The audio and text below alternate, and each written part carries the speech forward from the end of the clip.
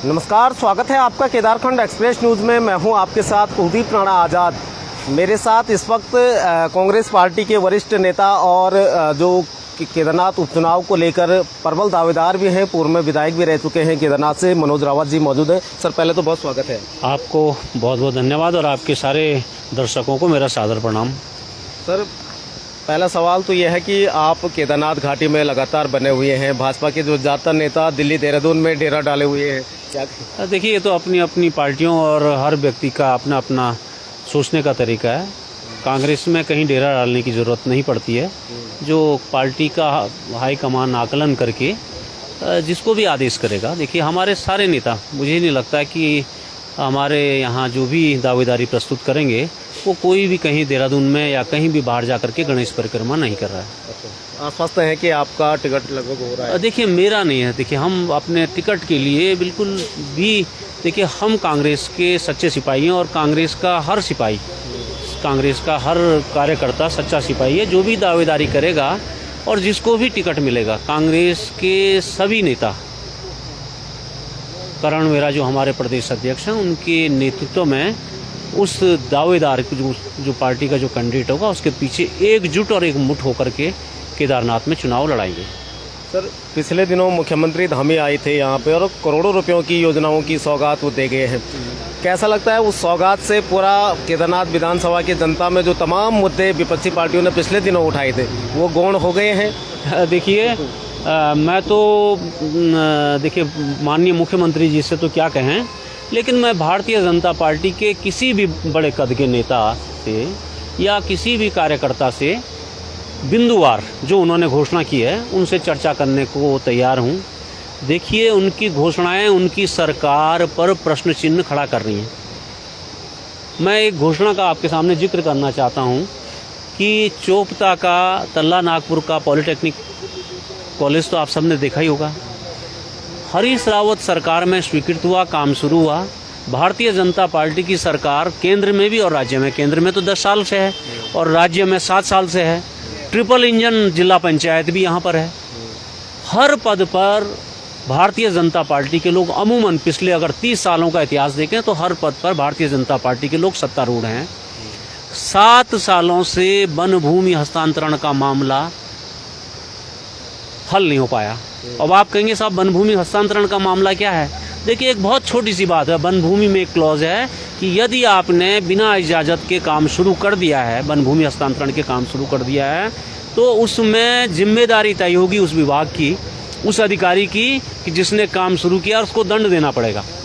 3 बैठकों में सचिवालय में मैं खुद अपने कार्यकाल में विधायक के रूप में गया हूँ, जिनको सचिव के सामने और प्रमुख सचिव के सामने जो बैठकें हुई हैं, और आदरणीय मुख्यमंत्री जी ने अगस्त मुनि में कहा कि वो पत्रावली हमारे पास आ गई है। आदरणीय मुख्यमंत्री जी, मैं आदरपूर्वक आपसे कहता हूं कि जब मैं विधायक था और आप मुख्यमंत्री थे, आपने मेरे प्रश्न का जवाब देते हुए सारे उन तकनीकी परेशानियों को बताया था कि क्यों वो वन भूमि हस्तांतरण नहीं हो पा रहा है। उसके बाद फिर 3 साल हो गए हैं, तो 4 साल मेरे रहते हुए, देखिए मुख्यमंत्री के पत्र के बाद 4 साल हो गए हों, और एकमात्र आशा का केंद्र, देखिए चोपता का पॉलिटेक्निक पूरी केदारनाथ विधानसभा का एकमात्र इंस्टीट्यूट है। वरना इस केदारनाथ विधानसभा इतनी अभागी विधानसभा है कि इसमें कोई प्रोफेशनल इंस्टीट्यूट नहीं है। आदरणीय मुख्यमंत्री जी, आप आए थे, आपने बगल पर वेटनरी कॉलेज दिया, तो इस रुद्रप्रयाग जिले में वेटनरी कॉलेज दिया आपने, रुद्रप्रयाग जिले में नर्सिंग कॉलेज खोल दिया। हम धन्यवाद देते हैं, हमारे जिले में आपने खोला, लेकिन थोड़ी कृपा की बरसात केदारनाथ के लोगों पर भी कर देते। राणा जी, मेरा साफ कहना है, जितनी भी योजनाएं ये स्वीकृत हुई हैं, ये सचिवालय के बाबू और ठेकेदारों के पोषण के लिए हुई हैं। आप ऊपर से नीचे देखें, आप बाढ़ सुरक्षा के तो आपने काम कर दिए। सबसे अधिक पैसा बाढ़ सुरक्षा में दिया, जो आप करोड़ों रुपए की बात कर रहे हैं। मैं अगर मदवार करें, हम तो कह रहे हैं चर्चा करें भाई, आओ तो सही चर्चा में, स्वच्छ चर्चा में आओ। जितने भी आपके उम्मीदवार हैं, जितने भी आपके विशेषज्ञ हैं, आप अपने मंत्रियों को चर्चा में बैठाओ हमसे। आपने मदवार अगर मैं बात करूं तो सिंचाई में, बाढ़ सुरक्षा में आपने सबसे अधिक पैसा दिया है। आप सब जानते हैं बाढ़ सुरक्षा में क्या होता है। उसी सिंचाई विभाग में कृषि भी आता है, सिंचाई भी होता है, कृषि सिंचाई होता है। कृषि सिंचाई के लिए आपने 1 रुपया नहीं दिया है। मतलब आपकी प्राथमिकता कृषि कहीं पर भी नहीं है, आपकी प्राथमिकता लघु सिंचाई नहीं है। और इस जिले की 90% नहरें खत्म पड़ी हैं, मृत प्राय पड़ी हैं। तो आपकी प्राथमिकता दिख गई। आपकी प्राथमिकता हमने देख लिया कि शिक्षा के क्षेत्र में कुछ नहीं हुआ है। आपने देख लिया कि शिक्षा के क्षेत्र में पॉलिटेक्निक नहीं हुआ है। सड़क का मैं उदाहरण बता दूं, कितनी हास्यास्पद बात है। 10 जुला कांडे की सड़क, दो तरफ से आप टेंडर लगा रहे हैं और माननीय मुख्यमंत्री के कार्यालय से प्रेस नोट निकल रहा है कि मिसिंग लिंक खत्म हो गया। देखिए, मिसिंग लिंक का मतलब होता है कि जो छूटी हुई छोरों को मिलाना। बीच में 500 मीटर बच गया तो आपका क्या मिसिंग लिंक खत्म होता है। और मैं तो इस शासन व्यवस्था पर प्रश्न चिन्ह इसलिए उठा रहा हूं कि 8 साल से 500 मीटर का वन भूमि हस्तांतरण आपसे नहीं हुआ। तो धन्य हो सरकार आपकी। ऐसी सरकार अगर पूरे देश में हो तो देश में तो कोई काम ही नहीं होंगे। तो इन चीज़ों पर चर्चा होनी चाहिए। देखिए सर, भारतीय जनता पार्टी का पूरा संगठन पिछले दिनों से लगातार सक्रिय है। 5 मंत्री उन्होंने इस विधानसभा में उतारे हुए हैं। एक तरह से कांग्रेस की सक्रियता कहीं नजर नहीं आ रही है। देखिए, कांग्रेस अपनी रणनीति के हिसाब से पूरी सक्रिय है। हमारे सेक्टर वार, हमारे पोलिंग बूथ वार सारा काम हो चुका है। अब संगठन की सक्रियता आप दिखाइए। सक्रियता तो माननीय मुख्यमंत्री ने दिखाई। देखिए, बहुत सक्रिय होते हैं ये। लोकसभा चुनाव से पहले दिसंबर के महीने 4-5 करोड़ खर्च करके यहाँ जो अगस्त मुनि में जो मजमा जुटाया था वो इस समय भी जुटाया। मैं तो कहता हूँ मुख्यमंत्री जी, आप हर महीने आए यहाँ रुद्रप्रयाग जिले में, हर महीने आए, लेकिन उसके लिए जो कार्यक्रम, जो तंबू आप लगा रहे हैं, करोड़ों का तंबू, उसके लिए बजट की स्वीकृति अलग मद में करें। ये जो पैसा खर्च किया गया है पीआरडी के बजट से खर्च किया गया है। ये पैसा जो खर्च किया गया है स्वास्थ्य विभाग के पैसे से खर्च किया गया है। ये पैसा जो खर्च किया गया है ये पर्यटन के मद से खर्च किया गया है। अरे भैया, पर्यटन के लड़कों को साहसिक पर्यटन की ट्रेनिंग दी जानी थी, उनको ट्रैकिंग पर भेजा जाना था, उनसे राफ्टिंग कराई जानी थी। वो पैसा मुख्यमंत्री ने पिज्जा पेस्ट्री में खर्च कर दिया। लाखों रुपया का पिज्जा और पेस्ट्री, जब लोग नहीं आए, लाखों रुपए का पिज्जा और पेस्ट्री जिसका ऑर्डर श्रीनगर के बेकरी से किया गया वो सड़ गया। उस पिज्जा और पेस्ट्री खाने से यहाँ के जो पशु हैं, जो अगस्त मुनि के नीचे जो पशु पलते हैं, वो पशु तक बीमार हो गए हैं। हम एक ही निवेदन करना चाहते हैं माननीय मुख्यमंत्री जी, ये बजट पीआरडी के जवानों के तनख्वाह के लिए था, ये बजट उनके आवागमन के लिए था, उनके टीएडीए के लिए था, ये बजट आशा बहनों के ट्रेनिंग प्रोग्राम के लिए था, ये बजट उद्योग की किसी रीच परियोजना में ट्रेनिंग के लिए था। आपने वो एक दिन का जो संबोधन आपका 30 मिनट का हुआ, उसमें आपने हमारी माता बहनों को ऐसा कौन सा नुक्सा दे दिया कि इसको हम ये माने कि ये बजट का सदुपयोग हुआ। हम एक एक पैसे का हिसाब लेंगे। आधी गाड़ियां देखिए, आज पहले वाला जो लोकसभा पहले से जो कार्यक्रम हुआ माननीय मुख्यमंत्री जी का, उसका अभी तक पेमेंट नहीं हुआ टैक्सी यूनियन वालों को। इस बार टैक्सी यूनियन वालों ने जो गाड़ियां भेजी थी, आधी से अधिक गाड़ियां भरकर नहीं आई। टैक्सी यूनियनों को ये परेशानी हो गई है कि जो गाड़ी उन्होंने सुबह से गांव में भेज दी थी, केदारनाथ के विभिन्न गांवों में, जिनमें लोगों ने बैठने से मना कर दिया, जो लोग भर करके नहीं आए, उनका किराया विभाग कैसे देगा बिना सत्यापन के? कैसे देगा? और कैसे वो कर्मचारी और अधिकारी सत्यापन करेंगे? हम भी देखते हैं।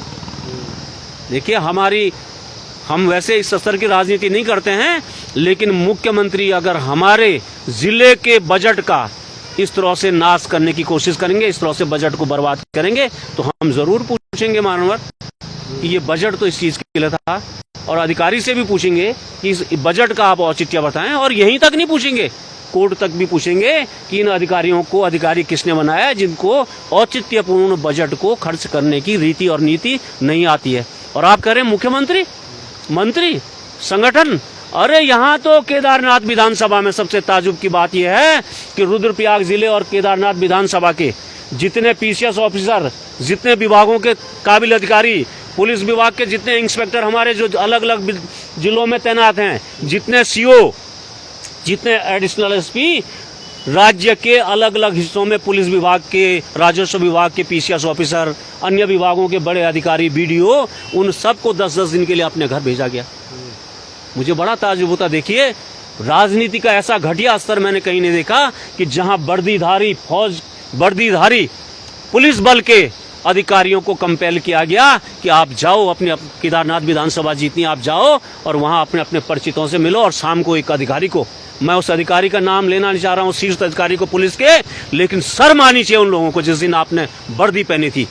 और मुझे तो बड़ी शर्म आती है। देखिए, कुछ अधिकारियों के प्रति जब वो इस कैडर उत्तराखंड कैडर में आए थे तो हम श्रद्धान्वित होते थे। हम उनके निर्णयों से कहते थे कि ये दिलेर अधिकारी हैं, इनकी रीढ़ की हड्डी बची हुई है। लेकिन आज मैं देखता हूं कि उन अधिकारियों के नेतृत्व में पुलिस के इंस्पेक्टर जब प्रचार के लिए भेजे जाएंगे, बहाना बनाते हैं कि पुलिस के इंस्पेक्टर ये देखने के लिए आ रहे हैं कि ट्रैफिक प्लान कैसा रहेगा। अरे यात्रा खत्म होने को, इस साल की यात्रा खत्म को, पुलिस का इंस्पेक्टर देहरादून में नियुक्त पुलिस का इंस्पेक्टर, उधम सिंह नगर में नियुक्त पुलिस का इंस्पेक्टर, पौड़ी में नियुक्त पुलिस का इंस्पेक्टर, अब यात्रा खत्म होने पर क्या ट्रैफिक प्लान बनाएगा। और यात्रा का सत्यानाश तो आपके भ्रष्टाचार के मॉडल के कारण हुआ है। कुंड से लेकर गुप्तकाशी तक 100 करोड़ रुपया बनी बनाई सड़क पर आप खर्च कर रहे हैं। आपने देख लिया होगा बरसात के बाद उस सड़क के क्या नाश हुए। उस सड़क पर पुलिस का देहरादून से आया हुआ इंस्पेक्टर क्या करके देख लेगा। अरे घूस रिश्वत तो तुम नेताओं से लेकर के, सरकार से लेकर के, सचिवालय में बैठे अधिकारियों ने, बाबुओं से लेकर के उन विभाग के इंजीनियर खा गए। अब वो बेचारे पुलिस के इंस्पेक्टर को देहरादून से वो आधे दिन प्रचार करेगा और आधे दिन ये देखेगा कि ट्रैफिक प्लान कैसे बनेगा। तो देखिए, आप ये मत कहिए कि भारतीय जनता पार्टी का सिर्फ संगठन और मंत्री लगे हैं। राज्य में जितने भी काबिल अधिकारी हमारे काम कर रहे थे इस जिले के और अगल बगल के जिलों को, सबको एक एक बार केदारनाथ की यात्रा इसलिए करा दी गई है, केदारनाथ क्षेत्र में इसलिए भेजा गया है कि वो प्रचार कराएं। आज तो मुझे जो भी हमारे कर्मचारी अधिकारी मिलते हैं, मैं समझ जाता हूं कि उनके अधिकारी ने उनको एक ड्यूटी दे दी है कि तुम अपने अपने गांव जा करके प्रचार करके आओ। वो बेचारे शर्मा रहे हैं। उन्होंने वर्दी में आज तक कभी इस तरह के राजनीतिक कृत्य नहीं कर रहे हैं, लेकिन उनको समझा दिया गया है कि अरे गढ़वाल के लोगों और केदारनाथ के लोगों, अगर तुमको अपनी पोस्टिंग बचाए रखनी है तो तुमको केदारनाथ में जाकर के भारतीय जनता पार्टी के कैंडिडेट को जिताना होगा। ये बड़ा आरोप आपने लगाया कि सरकारी मशीनरी का पूरा जो एक तरह से दुरुपयोग हो रहा है। नहीं, पुख्ता आरोप हम लगा रहे हैं। अगर हमारे आरोप गलत हैं, सरकार है, सरकार कोई भी विधिक कार्रवाई करे। हम कह तो रहे हैं कि इस समय जब यात्रा बंद होने के लिए है तो इस समय ट्रैफिक प्लान की क्या जरूरत है। मैं एक विभाग पर टिप्पणी कर रहा हूँ, एक विभाग पर इसलिए टिप्पणी कर रहा हूँ कि पुलिस विभाग सबसे मजबूत विभाग लगता है, उस पर ही टिप्पणी बहुत। मैं तो विभागवार भी बताऊंगा किस विभाग के कौन कौन अधिकारी और कर्मचारी आए थे। आप ये बताइए कि यात्रा खत्म होने पर ट्रैफिक प्लान का क्या औचित्य था। यात्रा खत्म होने पर साइबर अपराधियों को पकड़ने का क्या प्लान था। अरे सैकड़ों उदाहरण हेली सर्विस में फर्जी टिकटों के हर दिन आते हैं। तुम ये बताओ, अगर तुम बहुत मुस्तैद पुलिस थे तो आज तक के तुमने कितनों पर मुकदमा करे और कितनों का प्रोसिक्यूशन हुआ। मैं बताना नहीं चाहता हूँ, इतने शर्म की बात है कि मध्य प्रदेश के पूर्व मुख्यमंत्री जी के रिश्तेदार आए, VIP लेटर उन्होंने भी भेजा और हमने भेजा, उनको उस चिट्ठी पर टिकट नहीं मिला, लेकिन 26,000 रुपये एक टिकट के रेट से 9 टिकट यही हेलीपैडों पर मिला है। ये साइबर अपराध नहीं दिखते इनको, जो देश भर में उत्तराखंड के लोगों की बेइज्जती कर रहे हैं, जिसमें कोई उत्तराखंड का व्यक्ति शामिल नहीं है। जितने भी शामिल लोग हैं बाहरी कंपनियां हैं या सरकारी अधिकारी और कर्मचारी हैं। कोई भी एक आज तक कोई एक साइबर अपराधी पकड़ा गया हो तो देखिए, जो भेजे गए थे यहाँ पर अधिकारी, वो इसलिए भेजे गए थे कि साइबर अपराध पकड़ने के लिए और ट्रैफिक प्लान के लिए। मैंने उनकी पोल खोल दी, लेकिन उन्होंने क्या काम किया, जिन लोगों से उन्होंने बात किया है वो सब जानते हैं कि क्या बात की है उन्होंने, लेकिन वो बेचारे क्या कर रहे हैं। मेरी उन सभी अधिकारियों और कर्मचारियों के प्रति बहुत दिली सहानुभूति है कि इतने साल की निर्विवाद सेवा करने के बाद ये दिन इस भारतीय जनता पार्टी की सरकार में ये दिन भी उनको देखने पड़ रहे हैं। किसी राजनीतिक दल का उनको अनिच्छा में प्रचार करना पड़ रहा है। सर, क्योंकि पूर्व में आप विधायक रह चुके हैं और अब जो इस बार का उपचुनाव होना है, करीबन 2-2.5 साल का समय है, क्या कौन से ऐसे मुद्दे आपके हैं जिसको पूर्व में आप पूरा नहीं कर पाए या फिर इस बार उनको होना चाहिए क्या? देखिए, केदारनाथ क्षेत्र की और जो हमारे ऊपरी इलाके की सबसे बड़ी समस्या है। देखो, मैं एक सॉल्यूशन सबसे बड़ा बता रहा हूँ कि हमारा क्षेत्र पिछड़ा क्षेत्र है।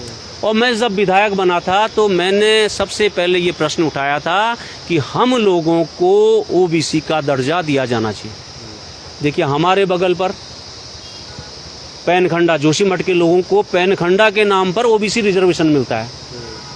हमारे बगल के जिले में पौड़ी में राठी के नाम पर राठियों को OBC का रिजर्वेशन मिलता है। हम टेहरी में जाएंगे तो जौनपुर के नाम पर और फेकवाल के नाम पर 2 लोगों को, मतलब टेहरी और उत्तरकाशी तो लगभग सारा जिला क्या है OBC रिजर्वेशन से है। पिथौरागढ़ में ये रिजर्वेशन मिलता है, पिथौरागढ़ में जनजातीय क्षेत्र का रिजर्वेशन मिलता है।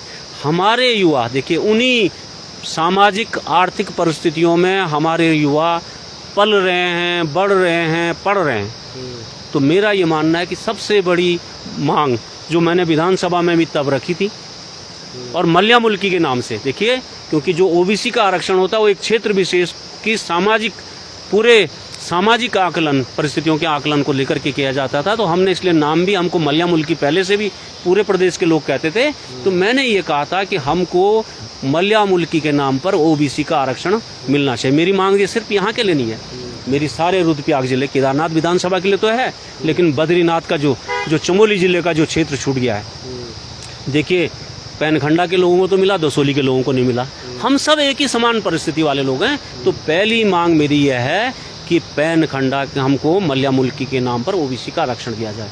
दूसरी हमारी मांग यह है, और हम सरकार पर कोई बर्डन भी नहीं डालना चाहते हैं, कि केदार भूमि में, केदारनाथ विधानसभा में श्री बद्रीनाथ केदारनाथ मंदिर समिति के द्वारा एक बहुत बड़ा विश्वविद्यालय खोला जाना चाहिए।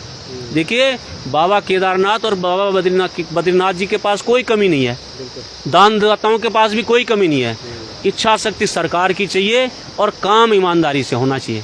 केदारनाथ के सोने की तरह बेईमानी करोगे तो कोई तुमको दान नहीं देगा। तो मेरा ये कहना है कि पहले भी, और मैं इतिहास की तरफ जाऊं तो जो हमारा विद्यापीठ में उत्तराखंड विद्यापीठ है, वो उस समय यूनिवर्सिटी के रूप में खोला गया था जब पंडित मदन मोहन मालवीय ने बनारस में बनारस हिंदू विश्वविद्यालय की स्थापना की थी।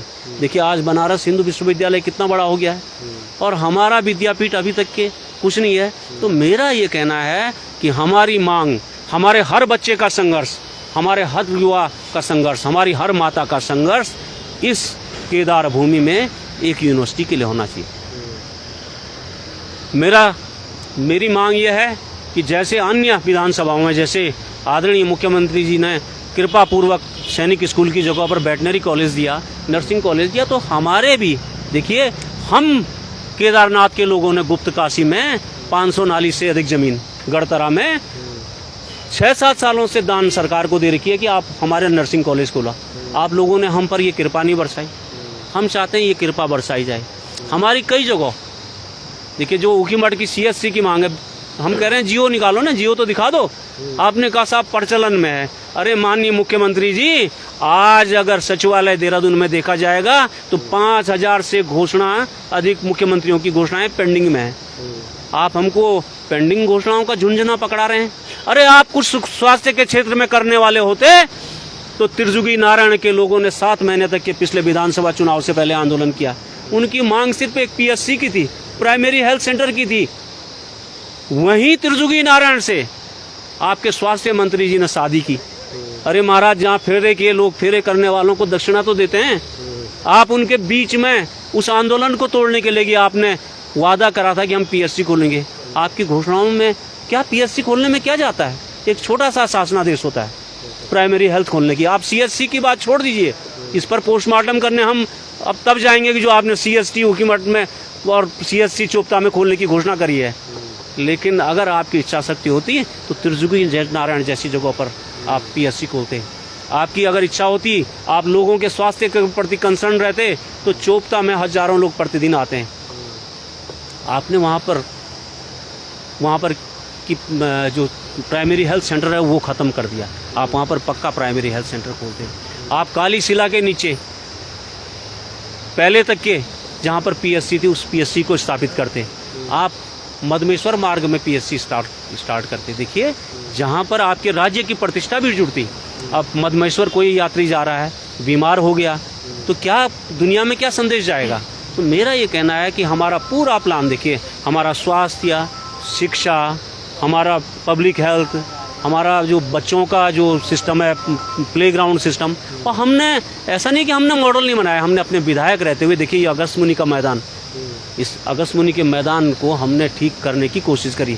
विधायक के संसाधन बहुत सीमित होते हैं। मैंने अपनी विधानसभा में 7 से अधिक क्रीड़ा मैदान बनाए। ज़्यादा दूर न जाएं आप, चंद्रापुरी के आगे का क्रीड़ा मैदान देखें, वो हमने अपने व्यक्तिगत प्रयासों से बनाया और बहुत कम खर्चे में बनाया। जो लोग खर्चे का मॉडल देते हैं वो CDO ऑफिस में जाएं और देखें कि उस मैदान पे हमने कितना खर्च किया है। आप ताजुब कर जाएंगे कि जिस मैदान पे 2-3 हज़ार ट्रक पत्थर और मिट्टी पड़ा है, उस पर 3-4 लाख रुपए भी खर्च नहीं हुआ है। तो हमारे हम तो कह रहे हैं कि कभी आप चर्चा रखें सभी संभावित प्रत्याशियों से और अपने विजन के बारे में, अपने हर विषय के विजन के बारे में बात रखें, हम रखने को तैयार हैं। केदारनाथ जैसे बहुत सारे धाम हैं, मदमेश्वर है, तुंगनाथ है और उसके अलावा कार्तिक स्वामी काली मठ है। हम देखते हैं केदारनाथ की होड़ मची रहती है और पिछली बार इस बार यात्रा इसलिए डाइवर्ट हुई है कि केदारनाथ में ज़्यादा भीड़ होगी, ये सरकारों का कहना था। कि वो यात्रा अन्य धामों की तरफ क्यों डाइवर्ट नहीं हो पाई, ये बड़ा सवाल है। देखिए, जो सरकार के सिस्टम में फेलियर है। पहले यात्रा चट्टी सिस्टम से चलती थी। चट्टी सिस्टम में क्या होता था, ये तीर्थ स्थान, जो इतने तीर्थ स्थानों के आपने नाम लिए हैं, आप रुद्रप्रयाग से शुरू करेंगे तो तीर्थ शुरू हो जाते हैं। अगस्त मुनि में हमारा अगस्त मुनि का बहुत बढ़िया मंदिर है। उससे पहले गंगतल महादेव है, उससे पहले नारायण का मंदिर तिलवाड़ा में है। देखिए, यहाँ तो हर पग में वो मंदिर हैं कि जो देश के बड़े बड़े तीर्थों के समान प्रसिद्ध स्थान है। लेकिन सरकार की नियत यात्रा चलाने की नहीं थी, सरकार यात्रा को फेल करना चाहती थी। और आप जो कह रहे हैं भीड़ होने के कारण, भीड़ इसलिए हुई कि रजिस्ट्रेशन, यात्रा का जो रजिस्ट्रेशन सिस्टम है गुजरात की एक कंपनी को दिया गया है और गुजरात की उस कंपनी ने कोई ट्रैफिक प्लान नहीं बनाया है कि कितने यात्री कितने समय में कितना स्थान चलेंगे, जबकि उसको ये सब करना था। उसको करोड़ों रुपया दिया जा रहा है, लेकिन अपनी पसंदीदा कंपनी होने के कारण, मुंह बोली कंपनी होने के कारण और गुजरात की कंपनी होने के कारण अधिकारी उस पर कोई कार्रवाई नहीं कर रहे हैं। जबकि उसके ठेके को 1 साल बाद ही एक IAS अधिकारी ने कैंसिल कर दिया था। लेकिन गुजरात के ठेके को और कोई IAS अधिकारी अगर कैंसिल करने की हिम्मत करेगा तो वो तो बेचारा नौकरी नहीं कर पाएगा, वो तो हमारे मुख्यमंत्री जी की भी नौकरी चले जाएगी।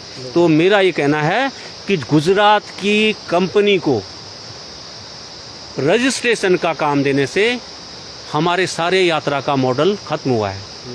अगर वो कंपनी करोड़ों रुपया ले रही थी तो उसको ये डाइवर्जन प्लान भी बनाना चाहिए था कि आप अगस्त मुनि में रुकेंगे, आप इतने समय में यहाँ पर जाएंगे। लेकिन यहाँ, अच्छा एक बात बताइए, इतनी भाई भीड़ कैंची धाम में भी हुई है, तो कैंची धाम के लिए रजिस्ट्रेशन क्यों नहीं किया गया? ये जो रजिस्ट्रेशन सिस्टम है ये चारों धाम और केदारनाथ की भूमि पर क्यों लगाया गया, ये केदारनाथ का बच्चा बच्चा पूछता है। वहाँ तो 10-10 घंटे का जाम लग रहा था, वहाँ तो रहने की कोई सुविधा नहीं है, वहाँ तो कोई रजिस्ट्रेशन नहीं हो रहा है। और हमारे यहाँ रजिस्ट्रेशन के नाम पर यात्रा को खत्म करने की सोची समझी साजिश की गई है। हम कह रहे हैं, माननीय मुख्यमंत्री जी कह रहे हैं हमें बदनाम किया जा रहा है।